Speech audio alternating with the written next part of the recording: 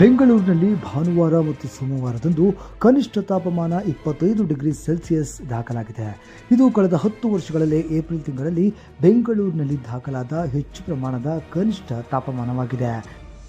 ಭಾನುವಾರ ಬೆಂಗಳೂರಿನಲ್ಲಿ ಗರಿಷ್ಠ ತಾಪಮಾನ 38.5 ಡಿಗ್ರಿ ಸೆಲ್ಸಿಯಸ್ ಮತ್ತು ಕನಿಷ್ಠ 25 ಡಿಗ್ರಿ ಸೆಲ್ಸಿಯಸ್ ದಾಖಲಾಗಿದ್ದರೆ, ಸೋಮವಾರ ಕ್ರಮವಾಗಿ 37.8 ಡಿಗ್ರಿ ಸೆಲ್ಸಿಯಸ್ ಮತ್ತು 25 ಡಿಗ್ರಿ ಸೆಲ್ಸಿಯಸ್ ದಾಖಲಾಗಿದೆ. ಇದು ವರ್ಷದ ಈ ಸಮಯದಲ್ಲಿ ಸಾಮಾನ್ಯವಾಗಿ ಬೆಂಗಳೂರಿನಲ್ಲಿ ಕಂಡುಬರುವ ಕನಿಷ್ಠ ತಾಪಮಾನಕ್ಕಿಂತ 2.5 ಡಿಗ್ರಿ ಸೆಲ್ಸಿಯಸ್ ಹೆಚ್ಚಾಗಿದೆ. ಈ ಹಿಂದೆ ಬೆಂಗಳೂರಿನಲ್ಲಿ ಏಪ್ರಿಲ್ ತಿಂಗಳಿನಲ್ಲಿ ಗರಿಷ್ಠ ತಾಪಮಾನ ಯಾವಾಗಲೂ 1 ಅಥವಾ 2 ದಿನ ಇರುತ್ತಿತ್ತು. ಆದರೆ ಈ ಬಾರಿ ಬೆಂಗಳೂರಿನಲ್ಲಿ ಸತತವಾಗಿ 10 ದಿನಗಳಿಗೂ ಅಧಿಕ 37 ಡಿಗ್ರಿ ಸೆಲ್ಸಿಯಸ್ ಗರಿಷ್ಠ ಉಷ್ಣಾಂಶ ದಾಖಲಾಗಿದೆ.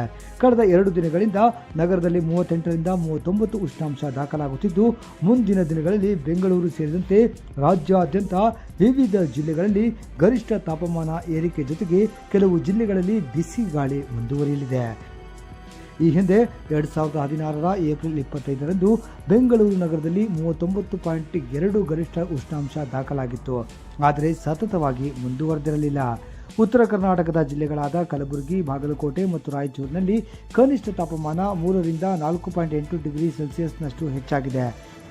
ಕಲಬುರಗಿಯಲ್ಲಿ ಭಾನುವಾರ ಕನಿಷ್ಠ ತಾಪಮಾನ ಸಾಮಾನ್ಯವಾಗಿ ಇರುವ 26 ಡಿಗ್ರಿ ಸೆಲ್ಸಿಯಸ್ಗೆ ಬದಲಾಗಿ 30.8 ಡಿಗ್ರಿ ಸೆಲ್ಸಿಯಸ್ಗೆ ದಾಖಲಾಗಿದ್ದು, 4.8 ಡಿಗ್ರಿ ಸೆಲ್ಸಿಯಸ್ ಹೆಚ್ಚಳವಾಗಿದೆ.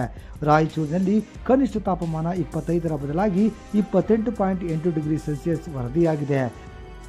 ಆದರೆ ಬಾಗಲಕೋಟೆಯಲ್ಲಿ ಕನಿಷ್ಠ 28.1 ಡಿಗ್ರಿ ಸೆಲ್ಸಿಯಸ್ ತಾಪಮಾನ ದಾಖಲಾಗಿದೆ. ಬೀದರ್, ಕಲಬುರಗಿ, ವಿಜಯಪುರ, ಯಾದಗಿರಿ, ರಾಯಚೂರು, ಬಾಗಲಕೋಟೆ, ಬೆಳಗಾವಿ, ಗದಗ, ಹಾವೇರಿ, ಕೊಪ್ಪಳ, ಬಳ್ಳಾರಿ, ವಿಜಯನಗರ, ದಾವಣಗೆರೆ, ಚಿತ್ರದುರ್ಗ, ಮಂಡ್ಯ, ತುಮಕೂರು, ಕೋಲಾರ ಮತ್ತು ಚಿಕ್ಕಬಳ್ಳಾಪುರದಲ್ಲಿ 18 ಜಿಲ್ಲೆಗಳು ವಿವಿಧ ಕಡೆಗಳಲ್ಲಿ ಏಪ್ರಿಲ್ 29ರಿಂದ ಮೇ 3ರವರೆಗೂ ಬಿಸಿ ಗಾಳಿಯ ಮುನ್ಸೂಚನೆ ಹವಾಮಾನ ಇಲಾಖೆ ನೀಡಿದೆ. ಇನ್ನೂ ಹೆಚ್ಚಿನ ಅಪ್ಡೇಟ್ಸ್ಗಾಗಿ ನ್ಯೂಸ್ 12 ಕನ್ನಡ ಚಾನೆಲ್ನ ಸಬ್ಸ್ಕ್ರೈಬ್ ಮಾಡಿ, ಅಲ್ಲಿರೋ ಬೆಲ್ ಐಕಾನ್ ಬಟನ್ನ ಕ್ಲಿಕ್ ಮಾಡಿ.